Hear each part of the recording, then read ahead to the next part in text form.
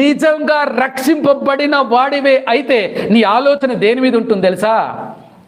లోకంలో ఉన్న బంగారం మీద, వెండి వస్తువుల మీద, లేకపోతే వస్త్రదాలం, వీటి మీద ఉండదు ఆలోచన. నీ అంతరంగ శుద్ధి కొరకు, అంతరంగ వస్త్రం గురించి, అంతరంగం గురించి నువ్వు ఎక్కువ ఆలోచిస్తావు. కానీ నువ్వు ఎప్పుడు కూడా భూస ఉందన ఏం కొనాలా, ఏమి తినాలా, ఇదే ఉంటుంది ఆలోచన. ఈ ఆలోచన ఉంటున్నావంటే నువ్వు ఏ వ్యక్తివే? నువ్వు క్రీస్తునందు చనిపోయి తిరిగి లేవలేదు. క్రీస్తునందు చనిపోయి లేవలేదు. ఇంకా లోకం మీదని నీ చూపు ఉంది అంటే నువ్వు ఎక్కడున్నావు? నిజంగా నువ్వు రక్షణ పొందుకున్నావా? రక్షణ పొందుకున్నవాడివేనా?